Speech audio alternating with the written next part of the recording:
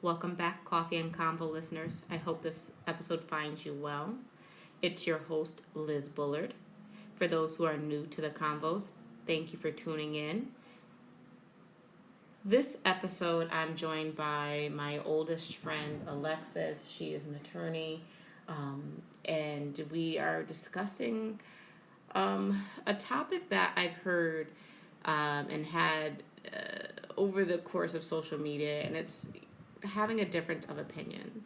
And it's a topic that I struggled with because in thinking about racial inequality and thinking about different things as what's going on, whether it's should you wear a mask, should you not wear a mask, is it, what is right, what is wrong.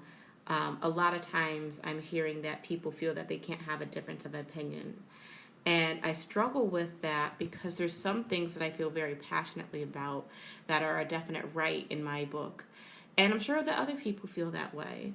And so I talk with my friend, and she helps me kind of process this and process, are these just difference of opinion, or is there a definitive right in some of these areas? And so grab a snack, settle in, and listen in, and use this episode as a point to challenge yourself, especially when you're having combos with people, to see, is this something that we can agree to disagree on, or is this something that is a non-negotiable?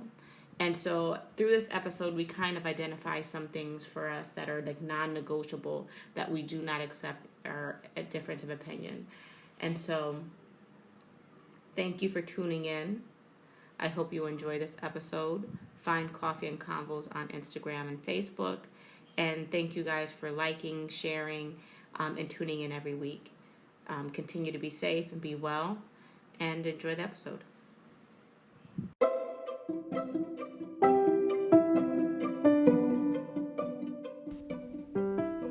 Hi, Coffee and Convo listeners. Here's just a quick ad before we get started. So go and check out and download the free Anchor app, or go to anchor.fm if you've ever thought about starting your own podcast. With Anchor, it's completely free to use all the tools. There is no subscription required. So you can create your own podcast from start to finish using the app or website. You also get access to different tools like adding background music when you create your podcast with Anchor. Anchor distributes your podcast with just one click of a button. Your podcast will be available on Spotify, Apple, and many more sites. The bonus with Anchor compared to other podcasting sites is you can make money from your podcast with no minimum listenership.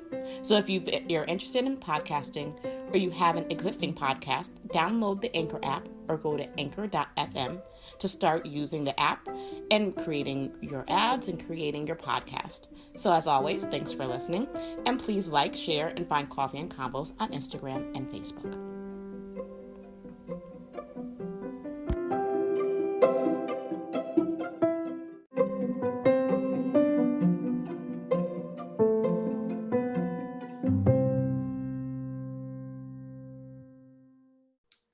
Welcome to Coffee and Convos. Thanks for having me here. Awesome. So, for those of you listening, I am joined by, I believe you're my oldest friend. You are like the longest friend I've had since what, middle school? Yeah, I want to say like the 7th grade. We've known each other since we were 12. Yeah. And so this is Alexis Carr. Do you go by Attorney Carr or Attorney Lexus when you're working? I go by Alexis. I don't go by Attorney anything. And as you've known me way longer than that, I just go by Alexis.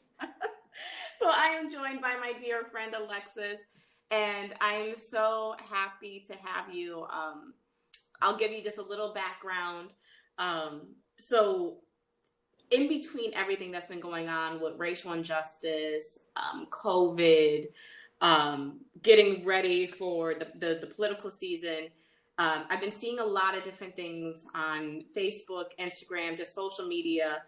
And I had seen something about, it was a post, I guess it was about free speech or having a difference of opinion. And it talked about how we're forced to apologize, we're controlled by the media, It only took 4 months for, in other words, for America to change or lose its way. And so I was thinking about this idea of free speech and a difference of opinion, rather. And it just made me have all these questions. And so I wanted to really talk about that and talk about this concept of a difference of opinion. And is that where we are right now? Just people having a difference of opinion? Is there this concept of right and wrong? And so as we go through, I hope that we're able to answer some of these questions. All right. Sounds good. Mm-hmm. I said, all right, sounds good. All right. But before we get into that, I always like to start off with our coffee and combo question, which is, are you a tea person or a coffee person? Okay, let's be honest. For as long as you've known me, I've been a tea person. For as long as you've known me.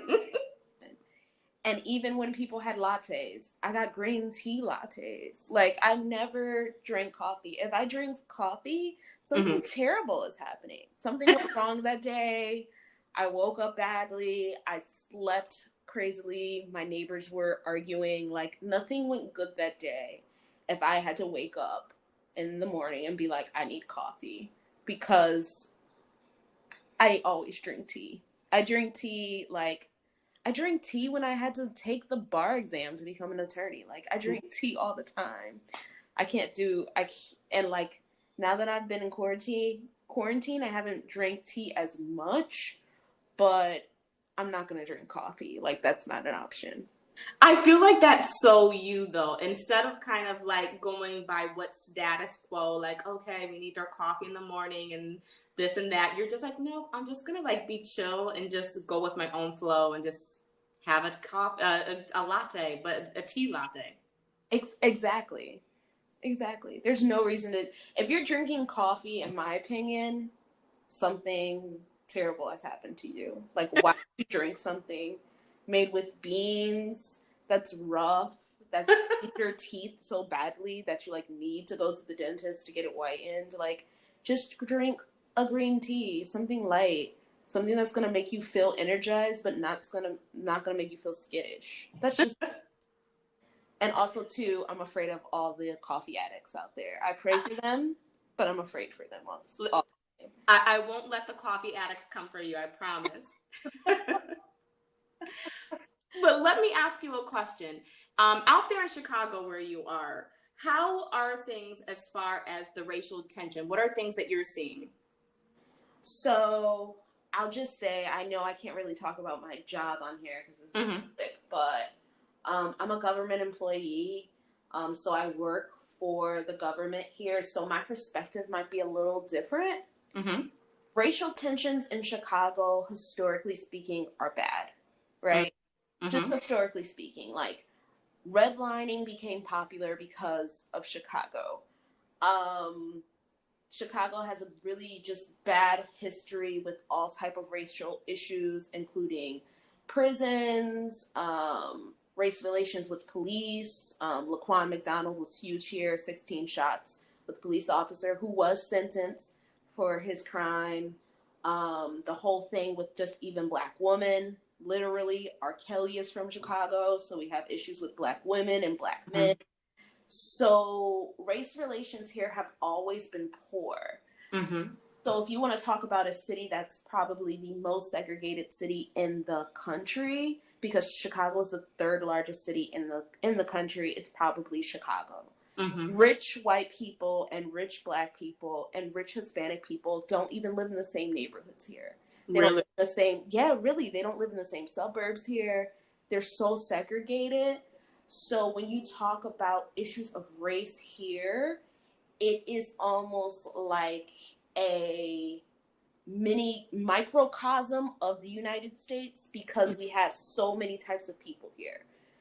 There's Irish people here. There's KKK people here. There's neighborhoods that are sundown towns. Like, Black people can't go to those neighborhoods at night. Wow.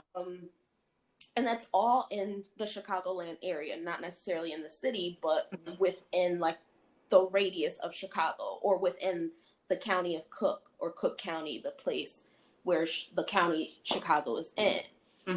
And so being mindful of that, to answer your question without being too long-winded, race relations here are just as bad as they were probably in the 90s with COVID on top of it, because it's just, there are people who are trying to move out of their neighborhoods. Like, I live actually in a majority white neighborhood in Chicago, but the majority black neighborhoods are pretty bad. And from what I hear, police relations with those people are really bad. And it doesn't matter if those police officers are black or white. And I think, like, when there's that much tension, it makes some of these issues very difficult. Because it's like, you're not only it becomes more of, in my opinion, a difference of opinion, because there's so much racial tension, there's so much hurt, that when two sides are trying to share an opinion or a thought, it just becomes very contentious. Yeah. And I think that, like, here in Waterbury, we're starting to have some issues with the Columbus statue. And while some might argue you could have a difference of opinion here or there, and at a later episode, we'll get into the Columbus statue. But when you have such tensions and such historical racism and trauma, it makes having that conversation much more difficult, especially when you don't have each person that is participating being sensitive to the traumas and the pain that is associated with both sides. Yeah, that's true. And I want to be, like, really clear too. Like, Chicago is a democratic city. We have the first, the mayor of Chicago is the first black lesbian mayor. Really? Of a major city. Yeah, Lori Lightfoot is a black lesbian with a white partner and a black daughter. And the police chief here is a black man. They call it a superintendent here, but he's a black man. And the head of the state's attorney's office, who prosecutes other crimes in the city of Chicago, is a black woman. And the county president is also a black woman. So when you see all of those things in play, and race relations are still pretty bad here. So I don't want people to believe that, like, having black people at the forefront of everything, because the things that I named, the mayor, the police chief, the prosecutor, are all Democrats and they're all black. But that doesn't, like, fix race relations overnight. Like, it just doesn't happen that way. And so I think a lot of people have this, like, belief system that, like, if we get rid of all the white people, like, the problems will go away.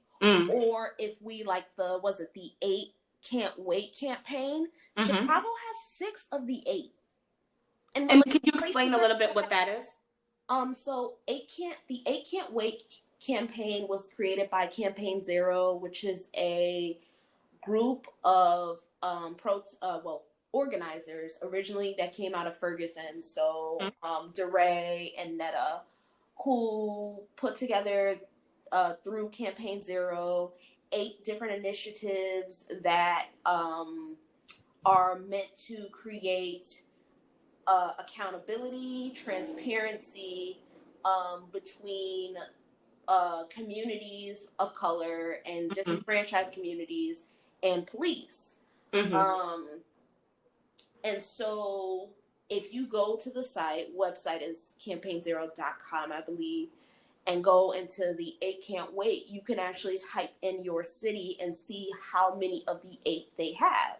The city of Chicago has 6 of the 8. So the city of Chicago has guidelines for chokeholds. The city of Chicago has a citizens review board, which is called COPA here. The city of Chicago has independent review of police conduct through federal monitors. And the city of Chicago has had that for years. So they have all of these initiatives probably in place, but we still have police brutality here. We still have cases which I'll say my colleagues, because my colleagues include the totality of attorneys who work in government, they actually have to defend these police officers, which, I mean, if we want to talk about the dichotomy of black women and men defending white cops who shot at Black women and men. We could have a conversation about that probably. Girl, that's a whole episode by itself. We're going to have you come back and talk about that. We have issues like that. And so that campaign, that I just think, and this is just my personal belief, I think that the only way we can actually fix this stuff is to defund police and then redistribute their funding into other areas. That's just my personal belief. That is not the belief of all attorneys who work in government. Mm-hmm. That's my personal belief. And so and just a little side note, like, these are just all opinions, you know what I mean? Like, this is like, no one on well, I don't know, I haven't had an expert anywhere on coffee on combos yet, but these are just opinions on what you think of the topic. And so that's always good to hear, because I think in having conversations, people bring up things that and ideas from their perspective and their life experience that we may or may not have heard before. Yeah. So but I wanted to be clear, because if somebody goes, well, I heard Alexis on Coffee and Combos, and she's a government attorney in Chicago, and I spoke to another government attorney in Chicago, and I just want to, like, take her opinion and use it as my own. Like, don't do that. Do your own research. Exactly. Like, and then also, too, also understand that the budgets of police officers and the places where you live. Mm-hmm. So the police budget in Chicago for the city of Chicago. So the police budget is roped into the city's budget. So it's not its own separate line item from the government. It's just roped into the city's budget. And I believe it's 1/3 of the city's budget here in Chicago, which is something like $1.3 billion. So you hear that number, you're like, wait, $1.3 billion of a city's budget is going to police. So then you have to wonder, what is happening to those 2/3? So those 2/3 are split between homeless services, mental health services, children and family services, schooling, feeding for homeless people, housing for homeless people, initiatives for youth, jobs for youth, parks and sanitation, construction. So it's like 1/3 of the city's budget is going to police, but infrastructures that make sure people don't have to be policed are not being funded. And so that's why I really do believe that defunding and redistribution of police's income from major cities need to be moved in that direction. Because how can we say we care about communities of color, minority communities, Black communities, trans communities, but we don't distribute money that shows us we care about those communities? Absolutely. And to piggyback off of that, I think it's really difficult because there's a lot of issues out there that have strong opinions. So, like, one thing you mentioned was defunding the police. Then COVID, should we wear masks? Should we not wear masks? There's all these issues, and people, it seems like there's no gray areas. Like, people are either here or they're there. And in thinking about coming together, and instead of being such a separatist type of society, how do we respect or honor both sides? Do you think that in some issues that there is a definite right, definite wrong? What would your take and your opinion be on that? Okay, so there's just some foundational things that we have to get right here. So you're not going to have a debate about whether I'm human. There has been a lot of debates about whether Black people are deserving of police to treat them in a certain way. Whether Black people deserve police to treat them in the same ways that they treat white people. Those debates, in my opinion, are debates about whether I'm human. Debates about if a Black person, because I'm a Black woman at the end of the day, I'm a cisgender, straight Black woman. Those are my intersectionalities, if I'm going to just use the term real quick. So I can't leave any parts of myself at home. I'm not going to, give them my attorney badge card or give them my attorney license card and be able to say, I'm an attorney first. No, when you see me on the street, you see a Black woman first. That's what you see walking down the street. And so when people try to debate our humanities, that's when I'm like, full stop. There's no reason to talk about this. And I saw a lot of debates about that. Yes. Between white people, where liberals were like, Black people deserve to live. Like, why? We have never had a debate on whether white people deserve to live. Like, a debate on whether they deserve to have, like, just food. So I'm going to interject there, because I'm glad you said it, because I was thinking that, right? And so part of these combos is like, I need to process my own thinking, because I've seen things and heard things that I'm like, there's no way we're really talking about this. There's no way that this is the reality that we live in, because I was feeling like the debate that we're having is who gets to have human rights and who doesn't. That's what I hear when we're talking about Black lives versus all lives. And so when I thought about this concept of, is it just a difference of opinion?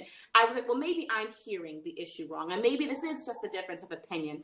But no, I agree that at that, it is a pause. You're deciding whether, and then there's that conversation of, well, this person was a criminal. So then a criminal has the right to be harmed while in police custody. You know what I mean? So I wholeheartedly agree. And I'm glad that you had brought that to the surface.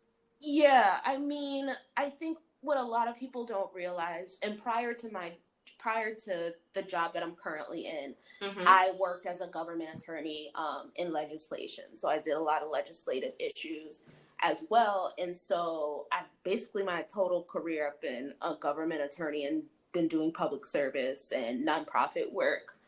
And so I just think that debates about whether a person is worthy of life are very odd to me, because at the end of the day, like, what people don't realize is police having guns, it's for the purpose of their protection when someone shoots at them. So I've been doing like constitutional law for a little bit of time now, for maybe, I want to say I've been dabbling in constitutional law since 2018. It's now 2020. And so what a lot of people don't understand is like, there is this idea of like levels of force, that like levels of force that can be used. And there are rubrics and guidelines created by experts that tell police officers and members of the correctional community, because a lot of people kind of leave them out of the conversation. But when they can use force and how much force they can use. And usually force has to be equal. So if somebody pushes you as a police officer, you're not supposed to shoot them. That's non-lethal force. Why are you using lethal force with non-lethal force? And a lot of people don't understand the idea of like equal force, or like parallels with force. Like it has to have like symmetry between. And so I think that's like one of the major issues is like, people will be like, he took a taser, so they get to shoot him. Like, he took a taser. He didn't shoot a gun. He didn't hold a gun. He took a taser. A taser is non-lethal force that police use to apprehend suspects. Like if the police didn't want to be tased, you had another person with, your buddy has a taser. Tase him first. Like, yeah. And I'm glad you had brought that up, because a lot of what you're talking about is the importance of the language that we use when we're talking about whether it's race or politics. Because again, these are issues where people are on two sets of the line here, for or against, right? And I think language is important, because we say, well, the officer was in danger, or this person was in danger, so they were justified. But I think the language and how these policies are written is very important to discuss, because it has to match. Yes, you might have feared that your life was in danger, but does that force match the energy of the opposite side. And I think that is an important part of the conversation that isn't being had. Even when kind of transitioning into the politics, as you mentioned, constitutional law and stuff like that. Because another thing that, or another subject where people are talking about difference of opinion is the upcoming election. And another thing I have seen is, well, like, if you want to vote for this person, then fine. If you want to vote for that person, fine. It's just a difference of opinion. We shouldn't fall out.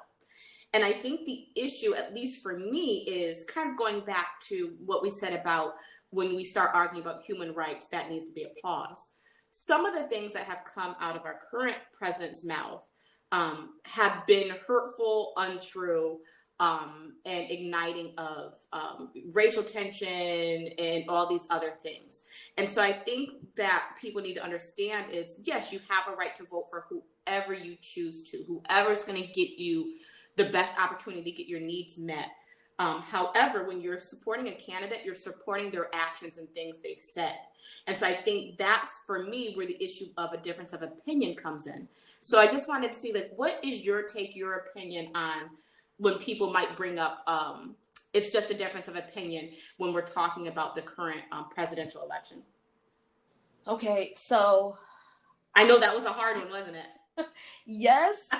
Yes, it is, because both of these guys, the apparent Democratic nominee, because he's not officially the Democratic nominee, because the DNC hasn't had the convention yet. Mm-hmm. Both Joe Biden and Donald Trump. So I'm just gonna use their names. I'm not afraid of them. What they gonna do to me? What they gonna do? I'm just joking. They could do something to me, but at the end of the day, I'm not afraid to use their names. So there's issues with both of them. Mm-hmm. Literally issues, like straight up issues. Before I even get into like what their politics are per se, but there's both issues. Both of them have been accused of rape. Mm-hmm. One of them put a printout in a New York Times ad calling for the killing of Black men, and then one of them put a crime bill together that actually imprisoned Black men. Mm-hmm. Girl, I can't. Like, literally. I can't. One of them currently put terrible people on the bench, and another one helped to put people who were terrible on the bench. Some people forget that, like, Joe Biden was the head of the Judicial Committee in the Senate that pushed Republican presidents' nominees to the bench, mm-hmm. who are currently on the bench. Like, all of us talk real high key in the legal community, high key mm-hmm. trash about mm-hmm. Clarence Thomas. Clarence mm-hmm. Thomas is a Black Supreme Court justice, but he is wretched, okay? Real terrible. Joe Biden put him on the bench, right? Mm-hmm. Helped put him on the bench. He was confirmed under Joe Biden. So, like, both of these guys historically have issues. Mm. So, even before we get into stuff, and I know I'm like, you know, I hope the people will be like, wait, Joe Biden's terrible too? Yeah, girl, he be doing terrible things too, boo. Terrible. His, like, long sheet of terrible. But then we have to get into, like, the politics of stuff. Mm. And so when we get into the politics of stuff, like, Donald Trump has done terrible things politically. Joe Biden has done terrible things politically. Only one of them has made amends. Mm. Only one of them has apologized. Mm. Only one of them have gone to communities and created policies based upon those communities. Only one of them has a Black agenda. And so we have to ask ourselves, yes, both of them have done terrible things, yes, all of these things, but only Joe Biden has at least attempted to make amends. Has he done it right all the time? No. He has done it terribly. He's done a poor job. He's also a man in his 70s, okay? So which they both have, because I've also, like, seen, like, well, he's old. Well, like, they're both old. So I don't understand. Again, like, we can have a difference of opinion, but you keep saying the same thing about Biden that you're saying, but it's okay for one, but not okay for the other. Yeah, that's always weird for me. when people have this weird thing that they talk about, like, oh, Biden is terrible. And I mean, like, okay, you want to say Biden is terrible, fine, whatever. Like, you know, that may be true, but this is not about simply like a difference of opinion. This is people's survival. This is people's like literal survival. Like, Donald Trump took away trans people's rights to be treated fairly in healthcare. Like, there is a reason why we attacked the people on who have intersectionalities that make them literally the, you know, the most disadvantaged group. He has made it so that immigrants, which a lot of people forget, Black people are Latinx as well. I'm gonna just put that out there. Like Cubans, Puerto Ricans, Dominicans, Ecuadorians, Nicaraguans, there's Black people in those groups. I'm gonna say that real quick, because a lot of Black people want to say immigration issues aren't our issues. Meanwhile, because you do have Afro Latinx. Exactly. He cuts at Latinx people. He cuts at trans people. He cuts at Black people. He cuts at disabled people. And so when you have people who sit at all those intersectionalities, like, I follow women on Twitter who are Black, queer, trans, and they are getting harms in all these different ways. And and this is just my opinion, being a Christian as well, when we help the least person, the most disadvantaged person, when we ensure that they are good, you're always going to be good. When we ensure that the child who is autistic and Black and trans and has a mental disability can get all the services that they need, it's going to be so much easier for the white man to get services who has no issues. Exactly. And because I think when you build up the one, like, we are stronger together, that is a firm model of mine. And if we can all thrive, it helps everyone thrive.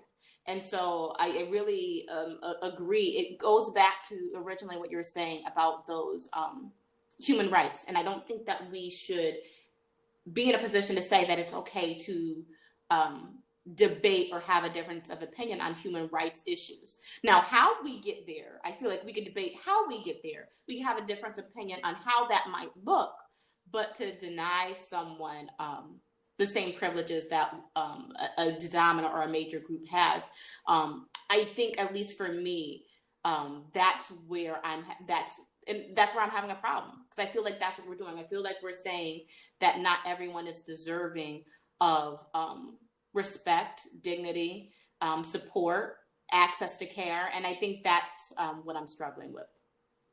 Yeah, and I mean, I understand that struggle, right?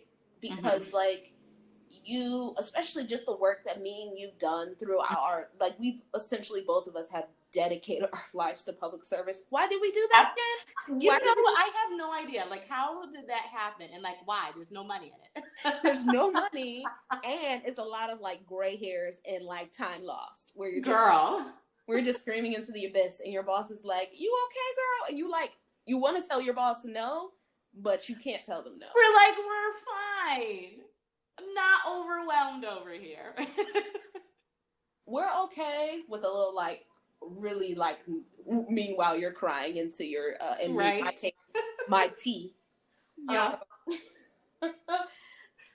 So like you see it, and it's like really hard. You see those things, and it's really hard to like watch as, you know, groups are taken advantage of. It's and I think personally, it's really hard when you see those groups taking advantage of, like, they look exactly like you, or they remind you of your like cousins or friends or your father or your mother or your, in my case, my significant other, which I'm also engaged to a Black man. So, yeah. You see all those issues, and you know, it can really It can really bring you down because Mm. people are literally having differences of opinion of whether, because these usually are like white conservatives and white liberals. I'm not like saying anything nasty about them, but a lot of the times they will have conversations that revolve around like disadvantaged groups humanity, like Mm. whether or not we should keep children in cages. Like that conversation was ridiculous to me. Children, Mm. cages. Mm. Y'all don't even put y'all pets in cages. Girl, if that let me tell you, if they showed a picture of a whole bunch of dogs, we would have had everybody at the border. Like that issue would have been solved like yesterday. Oh yeah. And that is, again, thank you. Like that's my issue. Is like how do we do that? How is it okay for a, first of all, let's back up to the money issue, right? It's going to cost you more money to separate an infant from its mother. Where if you kept, because now you got to do formula, now you have to pay someone to make sure you're doing the diaper. Where if you would have just kept that infant with the mother, she got a milk supply right there, right? Because she's going to be breastfeeding. She's going to make sure that her child is not crying. Like it would have been better for you to keep that family together while you sorted out whatever you needed to sort out. So I don't understand why we're separating. And I don't understand why we're having a difference on opinion on that. I mean, we already understand like attachment. Yes. And like how attachment works and like how those things function and like how children with nervous attachment or avoidant attachment, like they don't grow up to be great adults. Like no, they grow up to be like horrible for society. They literally grow up and are terrors. Like the people who have those attachment theories, they end up terrorizing other people. Like we all know that. There's psychological studies about it. Like we like dealt with it. There's even like mental health diagnoses for like children who've been in orphanages where they literally not have attachment and they have like all sorts of like outburst issues. And so we already know this. This is not like, you know, some foreign concept. And my whole thing is you realize we're going to have a generation of children, of Latinx children, who literally have so many attachment issues. Yes. And those children, they're so harder to adopt. They're so harder to have, even when they are adopted, it's so hard for those families to keep them because, you know, sometimes they get adopted and those families will give them up after a few years. Even if you reunify them back with their family, like that, there's so much trauma there that this family is now broken generationally. And I'm so glad talking to you because you're helping me process a lot of my thoughts because, again, like I had so many questions based on things that I saw and so many thoughts, and it was hard to kind of formulate it. But you're exactly right. You know, doing and the work that we do and being involved with people and understanding the facts show that it is harmful what we're doing. And so if the facts show that it's harmful, why are we debating it? I think that is where I am. And it's just like, is this a difference of opinion? How could it be a difference of opinion when the facts show that we're setting up not only these people, but us as a country for failure? Because you are creating a generation that, let's call it what it is, is going to have a fear of Americans because we are the cause of their trauma. Yeah. I mean, really at the root, the reason why groups can have difference of opinion is because of their privileges. It's just purely because of your privileges. Because you debating whether Black people have humanity doesn't affect your family because all your family is white. All your family, or I would like to say, they have white privileges without being white. Because let's be honest, there's tons of groups in this country that they used to not be white. The Irish weren't white. The Italians weren't white. They were isolated, yeah. The Portuguese weren't white. But when they came to America and then they assimilated, they got white passing privileges. So there's groups in the United States that really have white passing privileges. So they have the ability to debate these topics. And because of the privilege they sit in, they get to debate them, but don't have to face the realities of them. So, for me and you, we're Black. We have family members that are Black men. When we talk about whether police should be shooting Black men, it's obvious to us, no, they should not. That's my brother. That's my father. That's my significant other. That's my son. That's my nephew. That's whoever, right? Mm-hmm. To us, it's very obvious because we have those people in our lives. But Mm. to them, it's a debate of whether stop and frisk should happen. It's a debate Because whether it doesn't. You said a word right there, and I think that's exactly it. When you are in a position where you have the privilege to debate something, it usually means that you are in a position of being safe enough to be able to debate and stand on your side. You know what I mean? And so, yeah. I mean That was helpful. that could be that's a whole nother issue, like, and a problem in and of itself, that like I really do think, and I've been listening to so many really smart, really amazing women on Twitter, on Instagram, who have talked about these topics. I would give you a list, but the list is long, so I'll Girl, just you text that to me. the list is long. So I always tell people, if they want to start with some people who are like, I want to say, like, at the forefront of these issues, Mm-hmm. you can look at Brittany Packnett Cunningham, Feminista Jones, and the goddess herself, Angela Davis.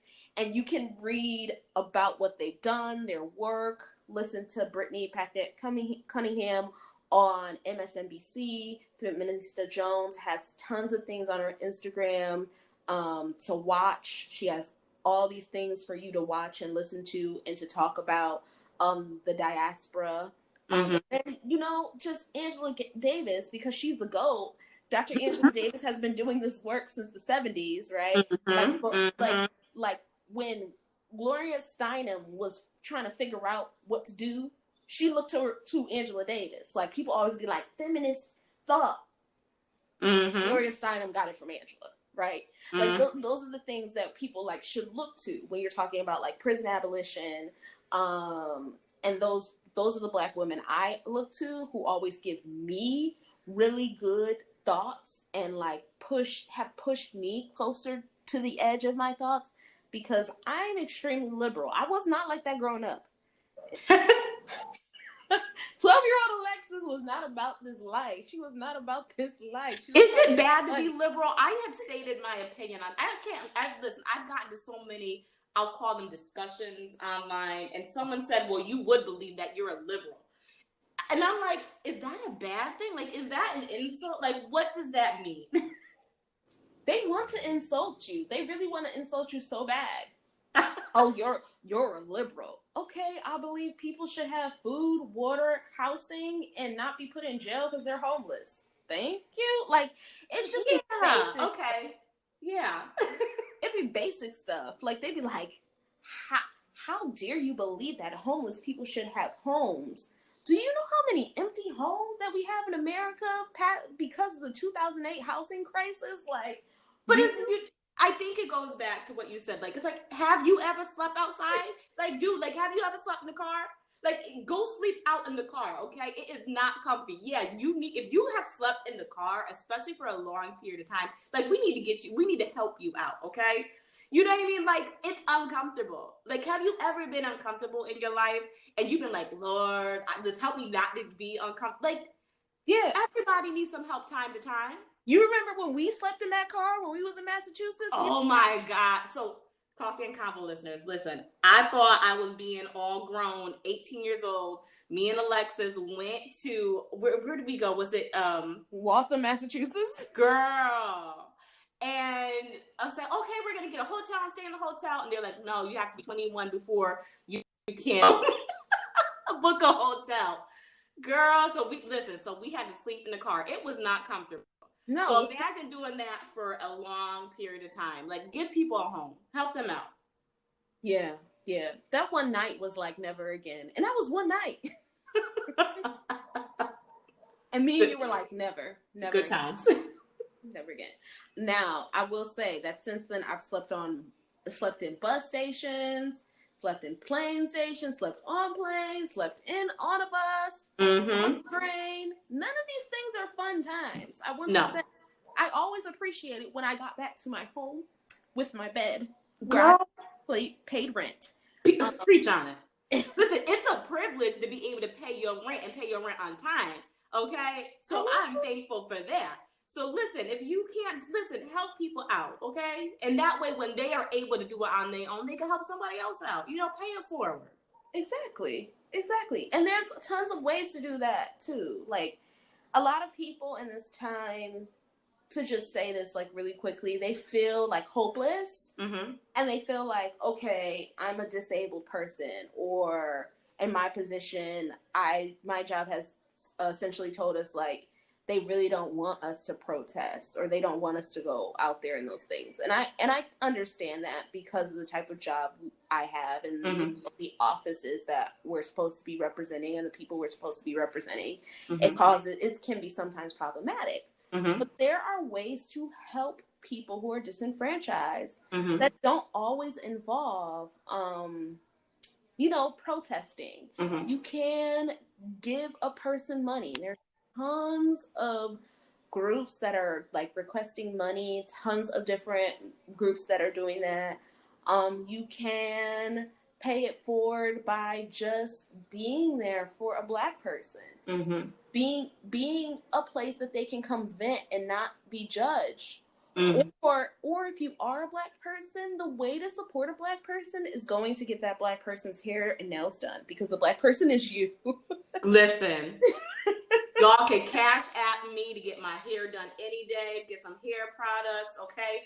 Be an ally to me. But on a serious note, I'm very grateful for the allies out there. I've seen some very powerful posts that people have shared that are not Black, and they are just allies. And I really appreciate that, because again, as we're talking about a difference of opinion, sometimes the opinions I have seen have been hurtful and sometimes triggering. And seeing people say, you know what, I stand with you because I see your pain. I stand with you because you are human. I stand with you. It has been comforting. So on a serious note, I am thankful for every ally that has shown that they are an ally, because it is an action word. And like Alexis you have said, it doesn't mean that you're protesting. It could just be being a friend. It could just be, when someone says something that's shady, being like, hey, that's a little bit racist what you said, or it's a little unsensitive. And here's why. So I'm glad you brought that point up as well. Yeah, I think a lot of people, they think that like, and I hate to say it in this way, but they really do believe that like going out to a protest means that they're an ally. Mm-hmm. And going out to a protest means you went to a protest. That's what it means. Mm. That's literally what it means. Because being an ally means doing the work to unlearn racist and systemic things that you've done. And that's what it means. Because a lot of people believe that if they go to a protest and they buy a Black Lives Matter t-shirt, that they've suddenly become an ally to Black people. But that Black woman who you are the supervisor of, you treat her like trash. And the Black boy who goes to school with your son, you don't say hello to him, and you say hello to all the other kids. And the Black cashier, you don't speak a word to her, but you only speak a word, the Black bagger. You only speak to the white cashier, and you won't speak to the Black bagger. It's little stuff like that. Microaggressions that Black people face every single day that lets us know the good people from the bad people. Because sometimes racism is not overt. Like, not everyone is going to call me the N-word. Not everyone is going to do that. That's real. That's real. So, it's stuff like that. And I know me and you have been in those situations where, we're with our friend, because me and you have friend groups that are multicultural, Black, brown, Latinx, just different people. Not all of our friends look like us. And we'll go out with them, and the waitress will treat our friend who is next to us with so much care and then don't speak and won't speak to us at all. And then And want me to like, give you a tip. It's like, girl, bye. You ain't getting no tip other than next time be kind to everyone at the table. exactly. Okay? My tip for you is if you want to get money, you have to be kind. That's my tip. Girl, bottom line, you want them dollars? Listen. And so it's like little stuff like that. And I think white people, like when we talk about, like you're saying, difference of opinion, sometimes they don't understand the nuances. Like it's those little things that really matter to Black people. Like, I don't want to have to wake up in the morning and the safest place is literally inside my home. Like, that's the safest place for me, but I wish it wasn't. I really wish it wasn't the safest place. I really wish I could walk through the world and the whole world was safe for me. And I think we're even seeing that even that is no longer safe. Yeah. And but girl, that's a whole nother topic, and we will not get into that this time. But I definitely need to have you come back again, Alexis. This has been helpful. Again, these convos or these next couple conversations or this next season are not only to help me process my questions that I've had, but hopefully to shed some light onto the conversations that people, not just Black people, but just people in this world are having regarding race and some of the things that are coming up. So thank you so much for highlighting all of what you did. Well, thank you for having me. And also, like, I just want to say that the work that you're doing, besides Coffee and Combos, just the work that you're doing, because maybe all your listeners are like, oh, Liz, this is, her work. No, she does way more stuff than this. The work that you've been doing is just really important. Thank you. I know it's thankless, and just keep going. And I will say, like, the fact that you're trying to really be an advocate for the people in Waterbury, not just the Black people, all the people in Waterbury, because, like, there are disadvantaged people of every color, race, creed there. Absolutely. It's important. And Alexis, not to cut you off, is from Waterbury, so listen, y'all. She know the real and how it is here. Oh yeah, I lived in Waterbury and I lived in Bridgeport, Connecticut, and so Waterbury and Bridgeport, I mean, there's so many issues there of the haves and have-nots in both of those places, and I will say that, Liz, you are definitely working for the have-nots, even when you have. Oh, well, thank you. So that brings me to the next segment, which is what is in your cup. So in this segment, it's 3 things that you're putting in your cup to get you through the day. And for me, I'm going to put in that encouragement because I definitely needed it. I'm going to put in compassion because I need to stop coming for all these people on Facebook every time they say something that's remotely racist, because that is not the Christian thing to do. So Lord help me. And then I'm going to put in laughter because I think that is the best medicine. So compassion, encouragement, and laughter is what I'm going to put in my cup to get me through my day. What about you, Alexis? So what am I going to put in my cup? So today I have the day off. So yay. No, it's just for those people's Independence Day, because my independence didn't come until June 19th.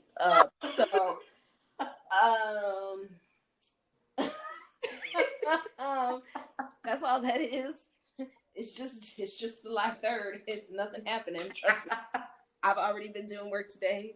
Don't you worry. But what I'm going to put in my cup today is a little bit of love, like self-love, caring for myself. A